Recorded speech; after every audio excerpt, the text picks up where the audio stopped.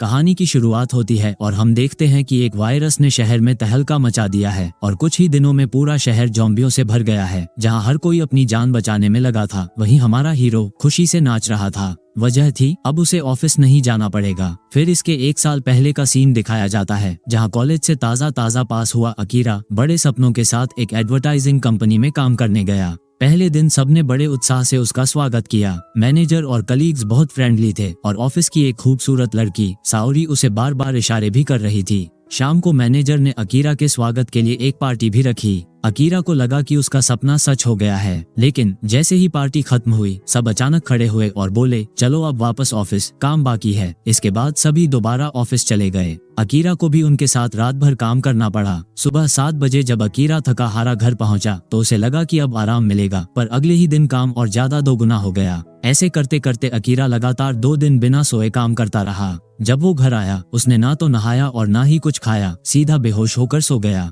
फिर अगली सुबह दोबारा उसी रूटीन में लग गया। मैनेजर हर दिन उसे मोटिवेट करता और कहता, यही हमारी जिंदगी है, हम सब ने ऐसा ही किया है। अकीरा दिन रात बिना सोचे समझे एक बंधुआ मजदूर की तरह काम करता रहा। अब उसके काम करने का सिर्फ एक ही मोटिवेशन था, साओरी, उसकी ड्रीम गर्ल। इसके बाद जब एक दिन अकीरा ऑफिस जा रहा था, तभी उसने देखा कि उसकी बिल्डिंग का गार्ड एक आदमी को काट रहा है। अकीरा जब वहां खड़ा ये सब देख रहा था, तभी गार्ड ने अचानक उसकी तरफ घूरते हुए देखा। उसकी आंखें सफेद और खतरनाक हो चुकी थीं। गार्ड एक डरावनी आवाज करते हुए उस पर झपट पड़ा। ये देखकर अकीरा घबरा कर दौड़ पड़ा, लेकिन कुछ ही दूरी में उसने देखा कि सामने के सभी लोग ज़ॉम्बी बन चुके हैं और उसे काटने के लिए आ रहे हैं। उसे समझ में आ गया कि ये सभी वही मूवीज वाले ज़ॉम्बीज हैं, इसलिए वो वहां से उल्टे पांव भागने लग गया। वे ज़ॉम्बी भले ही बहुत खतरनाक थे, लेकिन अपना अकीरा भी अपने कॉलेज में एक स्पोर्ट्स प्लेयर था, इसलिए ज़ॉम्बी उसकी मिल्खा सिंह वाली स्पीड के सामने टिक नहीं पाए। लेकिन अभी भी अकीरा के दिमाग में बस यही चल रहा था कि अगर देर हो गई तो ऑफिस की डांट पक्की है।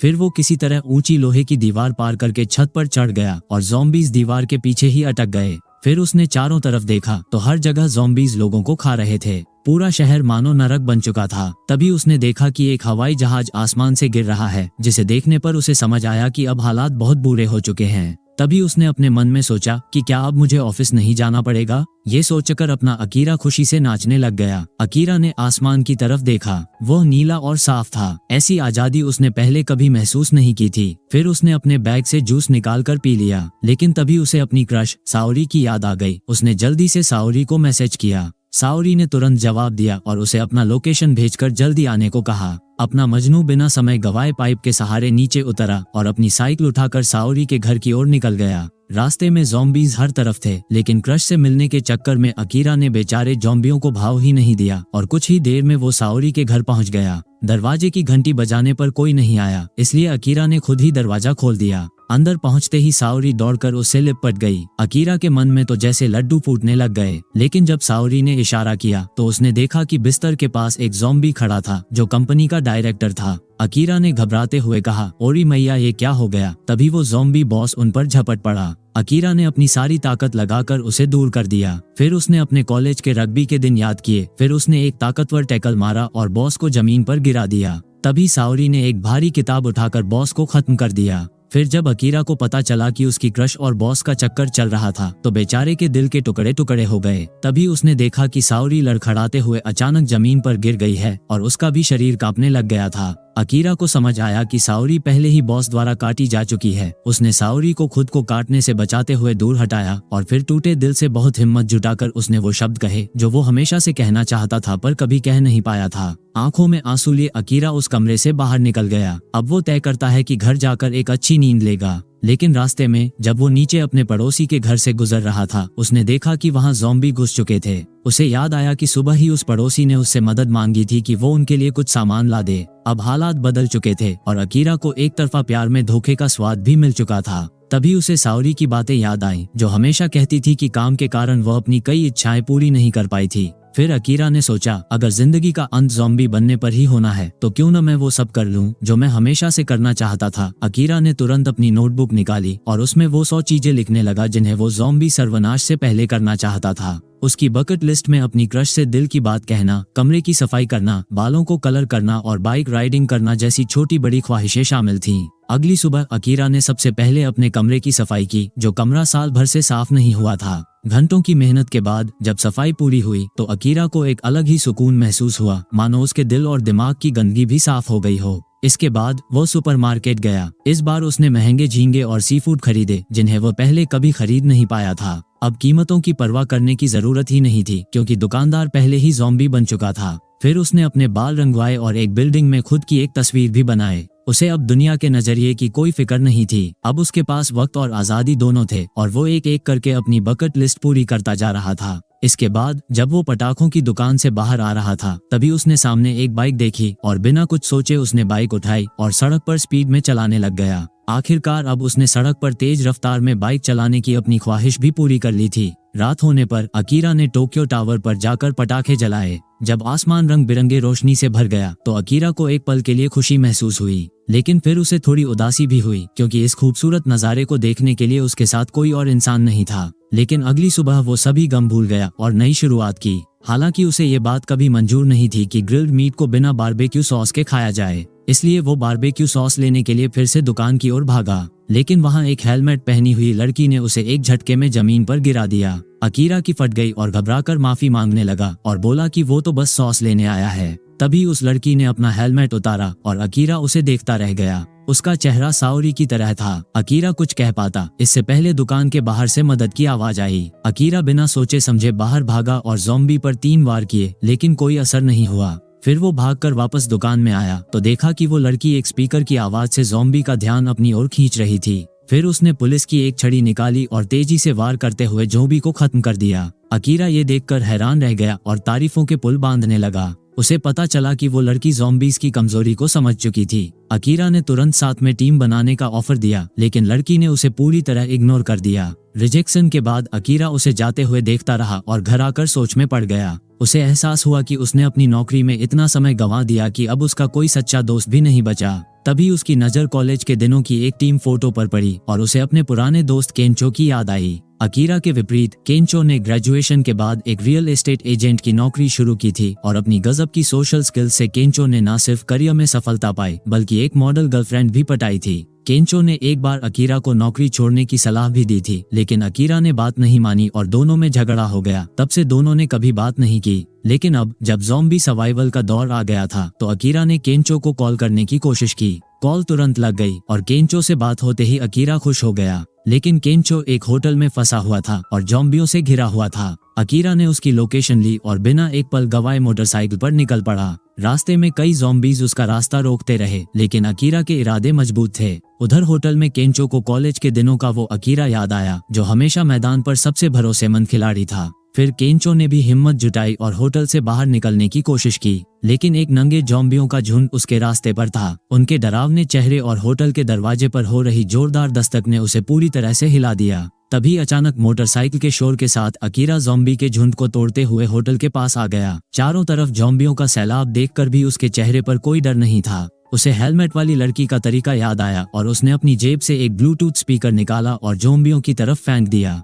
ब्लूटूथ स्पीकर का असर कमाल का निकला। आसपास के कई ज़ॉम्बी आवाज की ओर बढ़ने लगे, लेकिन ज़ॉम्बियों की संख्या बहुत ज्यादा थी और अकीरा के पास समय नहीं था। उसने खुद को एक बेसबॉल जैकेट से सुरक्षित किया और अपने तेज कदमों और रणनीति का इस्तेमाल करते हुए रास्ता बनाना शुरू कर दिया। इस पल में अकीरा को लगा जैसे वो फिर से अपने पुराने रग्बी के मैदान में वापस आ गया हो। फिर वो आखिरकार ज़ॉम्बियों की भीड़ को चीरते हुए होटल के अंदर पहुंच गया। उधर केंचो ने अचानक महसूस किया कि होटल के दरवाजे पर होने वाली जोरदार खटखट बंद हो गई है। हिम्मत जुटाकर उसने दरवाजा खोला तो देखा कि एक खून से सना हुआ अकीरा वहां आ चुका है। केंचो का दिल खुशी से भर गया, लेकिन अकीरा ने तुरंत झुककर माफी मांगनी शुरू कर दी। उसने कहा कि उसे अफसोस है कि उसने केंचो की नौकरी छोड़ने की सलाह नहीं मानी थी। केंचो ने कहा, तुम इतनी दूर सिर्फ ये कहने आए हो? इस बात पर दोनों हल्का सा मुस्कुरा दिए। तभी अचानक एक बड़ी संख्या में ज़ॉम्बी आ गए और दोनों ने होटल की छत पर भागकर खुद को सुरक्षित किया और दरवाजे को सीढ़ी से ब्लॉक कर दिया। जब ज़ॉम्बियों का पीछा करना बंद हुआ तो दोनों छत पर बने एक रेस्टोरेंट में बैठकर खाने पीने लगे। खाना खत्म करने के बाद अकीरा ने केंचो को अपनी 100 इच्छाओं वाली लिस्ट दिखाई, जिसमें एक इच्छा ये भी थी कि वह अपने सबसे अच्छे दोस्त को ढूंढकर माफी मांगेगा। ये देखकर केंचो की आंखों में हल्के आंसू आ गए। फिर उन्होंने कॉलेज के दिनों की बातें की और बातों ही बातों में अकीरा को अपना बचपन का सपना याद आया। दरअसल वो बचपन में सुपर हीरो बनकर सबको बचाना चाहता था। उसने उस ख्वाब को भी अपनी लिस्ट में जोड़ दिया। ये देखकर केंचो ने हंसते हुए कहा, देख भाई, ना तो तेरे हाथों से जाले निकलते हैं और ना ही तू उड़ने वाला सुपरमैन है। तू बस अपने जोश में होश मत खो देना। इसी बीच उन्होंने ऑनलाइन वीडियो में देखा कि पूरा टोक्यो शहर ज़ोंबियों से भर चुका है। हर जगह हिंसा और तबाही थी। केंचो को लगा कि उन्हें जल्दी से जल्दी शहर छोड़ देना चाहिए। इस बार अकीरा ने कोई बेवकूफ़ी नहीं की और केंचो की बात से सहमत हो गया। लेकिन शहर छोड़ने से पहले अकीरा को एक काम करना था। उसे एक्वेरियम जाना था। वहाँ पर शार्क के काटने से बचाने वाली एक खास ड्रेस थी। अकीरा को लगा कि अगर वह इस ड्रेस को पहन ले तो वह ज़ोंबियों के काटने से बच सकता है और ये तो सुपरहीरो बनने के लिए सबसे जरूरी चीज थी। फिर दोनों दोस्तों ने पैकिंग की और नए मिशन के लिए निकल पड़े। लेकिन जैसे ही वो बाहर निकले तो उन्होंने देखा कि एक यात्री भरी बस पर ज़ॉम्बीज़ ने हमला कर दिया है। बस के यात्री डर से इधर उधर भागने लगे और जल्द ही उनमें से अधिकतर लोग ज़ॉम्बियों का शिकार बन गए। लेकिन ड्राइवर किसी तरह 2 महिला यात्रियों के साथ बच निकला और पास ही में खड़ा हमारा अकीरा उन्हें अपनी ओर बुलाता है। तभी उसने देखा कि पहले मिली हेलमेट वाली लड़की भी ज़ॉम्बियों के बीच फंसी हुई है। अकीरा ने तुरंत उसको भी अंदर बुला लिया। फिर अकीरा और केंचो ने जल्दी से पूरी ताकत से शटर गिरा दिया और ज़ॉम्बियों की भीड़ को बाहर रोकने में कामयाब हो गए। जिंदा बचने पर सबने राहत की सांस ली। ड्राइवर ने बताया कि वे वाटर एक्वेरियम की तरफ जा रहे थे, लेकिन बीच रास्ते में बस खराब हो गई। ये सुनकर अकीरा और केंचो ने एक दूसरे की ओर देखा क्योंकि वो लोग भी वहीं जा रहे थे। ड्राइवर ने बताया कि एक्वेरियम में ज़ॉम्बियों को रोकने के लिए मजबूत बैरिकेड हैं और वहाँ ताज़ा मछलियाँ और पर्याप्त झींगे खाने के लिए उपलब्ध हैं। वो जगह वास्तव में किसी भी सर्वाइवर के लिए एक सुरक्षित स्वर्ग की तरह है। लेकिन फिलहाल वे एक दुकान में फंसे हुए थे और कहीं भी नहीं जा सकते थे। इस बीच 2 महिला यात्री शराब के काउंटर की ओर बढ़ी। वे अपनी परेशानियों को भूलने के लिए पीने का मन बना चुकी थी। अकीरा और केंचो भी उनके पास जा बैठे और माहौल सेट हो गया। उन महिलाओं ने बताया कि वे एयर होस्टेस हैं। अकीरा के ड्रीम लिस्ट में पहले से एक सपना था एयर होस्टेस के साथ शराब पीने का। वो सोचने लगा कि शायद भगवान भी उसकी ख्वाहिशें पूरी करने में मदद कर रहे हैं। अकीरा ने तुरंत एक्शन लिया और बातचीत शुरू की, लेकिन माहौल जल्द ही अजीब बन गया। अपनी स्थिति संभालने के लिए अकीरा बहाना बनाकर शराब लेने चला गया। जब वो वापस लौटा तो देखा कि केंचो अपनी चालाकी और बातों से पहले ही दोनों एयर होस्टेस को पटा चुका था। अकीरा ने इशारों में केंचो से गुजारिश की कि भाई कम से कम एक लड़की को तो मेरे लिए छोड़ दे, लेकिन केंचो ने मुस्कुराते हुए सॉरी कहा और दोनों एयर होस्टेस के साथ चला गया। कट जाने के बाद अकीरा ने सिर पकड़ लिया। तभी हेलमेट वाली लड़की उसके पास आई। अकीरा को अचानक याद आया कि यहाँ एक और खूबसूरत महिला है। उसने तुरंत अपना परिचय देना शुरू किया। हेलमेट वाली ने उसका मजाक नहीं उड़ाया, बल्कि उसकी घायल हथेली पर पट्टी बांधने लगी और उसने अपना नाम सेजुका बताया। लेकिन तभी अचानक ड्राइवर फर्श से उठकर बैठ गया। दरअसल अंदर आने से पहले ही वो ज़ोंबी के काटने का शिकार हो चुका था। जब वो धीरे धीरे ज़ोंबी में बदलने लगा तो अकीरा और सेजुका वहां से भाग निकले। दूसरी तरफ केंचो और दोनों एयर होस्टेस मस्ती में ड्रेस अप गेम खेल रहे थे और उनकी खुशी और हंसने के शोर से ड्राइवर ज़ोंबी उनकी ओर आकर्षित हो गया। तभी एक एयर होस्टेस को अचानक ज़ोंबी ने दबोच लिया। दूसरी एयर होस्टेस ने जैसे ही उसे बचाने की कोशिश की, लेकिन वो भी ज़ोंबी के हमले का शिकार हो गई। ये सब देखकर केंचो की फट गई। वो किसी तरह उनसे बचकर छुप गया, लेकिन ड्राइवर ज़ोंबी भी चुपचाप उसका पीछा कर रहा था। ठीक उसी समय चारों ओर एक तेज संगीत बजने लगा क्योंकि सेजुका ने एक म्यूजिक वाले झूले को चालू कर दिया था। लेकिन उसका ये कदम उल्टा पड़ गया क्योंकि संगीत सुनकर हर दिशा से ज़ॉम्बी उसकी ओर खींचने लगे। जल्द ही ज़ॉम्बी उसे चारों ओर से घेरने लगे और वो एकदम असहाय हो गई थी। दूसरी तरफ अकीरा और केंचो ने जैसे ही सेजुका को मुश्किल में देखा तो उन्होंने झटपट पास पड़े पटाखों को आग लगा दी, जिससे रंग बिरंगी चमक और तेज आवाज ने सभी ज़ॉम्बीज़ का ध्यान भटका दिया और तीनों बाहर निकल गए। सेजुका पहले अकेले भागने की सोच रही थी, तभी अकीरा ने उसे अपने साथ आने को कहा। आखिरकार वो भी अकीरा और केंचो के साथ वैन में बैठ गई। रास्ते में जब अकीरा ने अपना सुपर हीरो बनने का सपना बताया तो सेजुका ने उसे मजाक में पागल कह दिया, लेकिन धीरे धीरे उसने अपना सख्त रवैया छोड़ दिया। फिर उसने बताया कि वो भी एक्वेरियम ही जा रही थी। अब तीनों ने मिलकर आगे का सफर शुरू किया। सफर के दौरान अकीरा ने हिचकिचाते हुए कहा कि उसकी एक ख्वाहिश है एक सुंदर लड़की के साथ गर्म पानी के झरने में नहाना। ये सुनकर सेजुका ने उसे तुरंत मना कर दिया, लेकिन अकीरा को इससे कोई फर्क नहीं पड़ा और उसने अपने दूसरे छोटे छोटे सपने पूरे करने की कोशिश जारी रखी।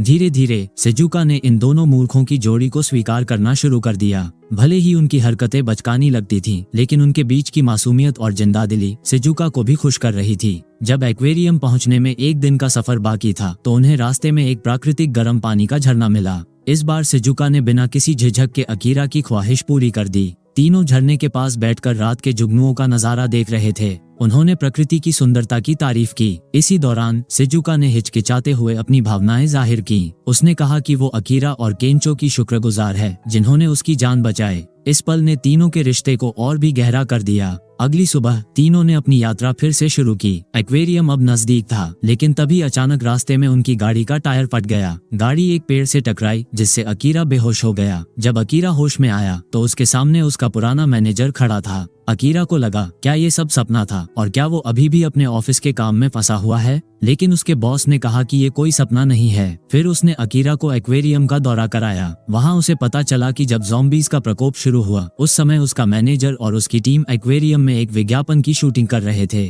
वो भाग्यशाली थे कि जिंदा बच गए और उन्होंने इस जगह को अपने किले जैसा बना लिया था। यहाँ खाने पीने की चिंता नहीं थी क्योंकि मछलियाँ और झील का पानी पर्याप्त मात्रा में था, लेकिन वहाँ हर व्यक्ति को काम का बंटवारा दिया गया था। सुरक्षा टीम ज़ॉम्बियों को एक प्राकृतिक दीवार की तरह इस्तेमाल कर रही थी जो दूसरे बचे हुए लोगों को अंदर आने से रोकती थी। ये ज़ॉम्बी न तो खाना मांगते थे और न ही शिकायत करते थे, बिल्कुल प्राइवेट नौकरी वालों की तरह। अकीरा ये सब देखकर सन्न रह गया। उसे अपने पुराने ऑफिस के दिन याद आ गए जब वह भी ऐसे ही गधों की तरह दबाव में काम करता था। मैनेजर ने अकीरा और उसके दोस्तों को यहाँ सुरक्षित रहने दिया और बदले में कहा कि वे जो भी काम सौंपा जाए चुपचाप उसे करें। अकीरा ने महसूस किया कि उसके खड़ूस मैनेजर ने ये जगह उसके पुराने ऑफिस से भी ज्यादा कठोर बना दी थी। मैनेजर और उसके लोग तो मछली और अच्छा खाना खा रहे थे, लेकिन नए लोगों को सिर्फ सादा भोजन दिया जाता था। केंचो ने जब देखा कि अकीरा मैनेजर की सेवा कर रहा है तो उसने उसे रोकने की कोशिश की, लेकिन एक आदमी ने उसे चेतावनी दी कि मैनेजर को नाराज करके वो मुसीबत में आ सकता है। रात में केंचो ने चुपके से वैन का टायर ठीक किया और कुछ जरूरी सामान इकट्ठा किया। दरअसल वो अकीरा और सिजुका के साथ भागने की योजना बना रहा था, लेकिन अकीरा जो मैनेजर के दबाव में फिर से अपने पुराने फट्टू वाले रूप में बदल चुका था, उसने कहा कि वो यहाँ रहकर काम करना चाहता है। सिजुका वैन में बैठी ये सब देख रही थी। तभी उसकी नजर अकीरा की उस डायरी पर पड़ी जिसमें उसकी ख्वाहिशें लिखी थीं, जिसमें आखिरी ख्वाहिश थी हम तीनों मिलकर दुनिया की सैर करेंगे। ये लाइन उसने गर्म झरने वाले दिन लिखी थी। ये देखकर वो तुरंत केंचो के साथ वापस एक्वेरियम गई और अकीरा को ढूंढ निकाला। उसने उससे कहा तुम अपने सपने को भूल चुके हो और क्या तुम भी यहाँ इन ज़ॉम्बियों जैसे बनकर रहना चाहते हो। अकीरा ने डायरी देखी तो उसे उनके साथ बिताए खुशी के पल याद आने लगे, लेकिन तभी मैनेजर ने आकर उसकी डायरी छीन ली और उसे जमीन पर पटक कर कुचल दिया। लेकिन अकीरा ने मैनेजर को धक्का देकर डायरी उठाई और साफ साफ कह दिया मैं अब तुम्हारा कहना नहीं मानूंगा। ये देखकर सिजुका और केंचो ने उसे बहुत गर्व से देखा, लेकिन तभी बाहर से चीख पुकार की आवाजें आने लगी। एक ज़ॉम्बी चुपके से सप्लाई ट्रक में घुस गया था और उसने गार्ड को मार डाला। इस वजह से जो ज़ॉम्बी सुरक्षा दीवार के रूप में इस्तेमाल हो रहे थे वे भी एक्वेरियम में घुस गए थे। जल्द ही पूरी जगह तबाही के मंजर में बदल गई। कुछ ज़ॉम्बी और लोग पानी में गिर गए और वहीं तैर रही शार्क ने उन्हें निगल लिया। जब तक अकीरा और उसके दोस्त स्थिति को समझ पाते, पूरा एक्वेरियम ज़ॉम्बियों से भर चुका था। तभी वो शार्क भी पानी से बाहर निकली और वो शार्क भी अब ज़ॉम्बी बन चुकी थी और उसके अंदर से बहुत सारे पैर बाहर निकलने लग गए और अब वो चलकर उनको काटने आने लगी। वे लोग भागते हुए एक कमरे में छिप गए, लेकिन उन्होंने देखा कि मैनेजर बाहर ही रह गया है। अकीरा ने कहा कि वो मैनेजर को बचाने जाएगा। उसने कहा सुपर हीरो किसी को भी पीछे नहीं छोड़ते, चाहे वो दुश्मन ही क्यों न हो। तभी दरवाजा खोलने से पहले केंचो ने उसे रोककर कहा अगर सुपर हीरो हो तो सुपर हीरो वाला सूट पहनकर जाओ। बाहर जैसे ही मैनेजर मरने की कगार पर था, अकीरा शार्क से बचने वाली ड्रेस पहनकर वहां आ गया। अकीरा ने जैसे ही मैनेजर को बचाने की कोशिश की, उसे शार्क ने झपट लिया। मैनेजर ये देखकर तुरंत अपनी जान बचाने के लिए खिसक गया, लेकिन उसी समय केंचो गाड़ी लेकर वहां पहुंचा और शार्क का ध्यान भटकाकर अकीरा को बचा लिया। उसने अकीरा से कहा कि दूसरी ओर और भी लोग हैं जिन्हें उसकी मदद की जरूरत है।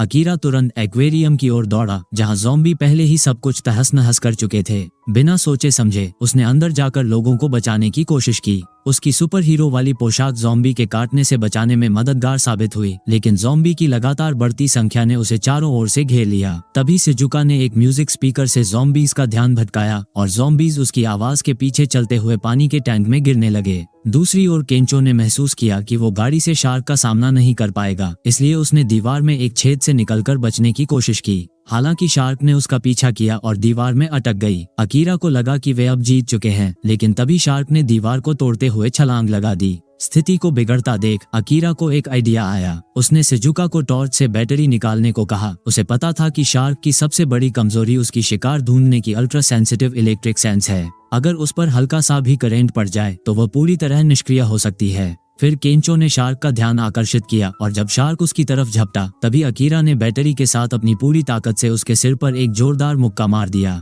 बैटरी से निकले हल्के करंट ने शार्क के पूरे शरीर में झटका दिया और आखिरकार वह खतरनाक शार्क नीचे गिर गई। इस तरह अकीरा ने अपना सुपरहीरो बनने का सपना भी सच कर लिया था। फिर उसने एक्वेरियम में बचा हुआ सामान सभी बचे हुए लोगों में बांट दिया और मैनेजर की एक भी बात नहीं मानी। इसके बाद अकीरा, केंचो और शिजुका ने अपनी कैंपर वैन में सफर जारी रखा। उन्होंने एक दूसरे को भी अपनी अपनी विश लिस्ट बनाने को कहा और अब वे एक नई शुरुआत और नए रोमांच की ओर बढ़ गए। तो दोस्तों, आज के लिए बस इतना ही। अगले मूवी एक्सप्लेनेशन के लिए सब्सक्राइब कर देना। तब तक के लिए बाय बाय।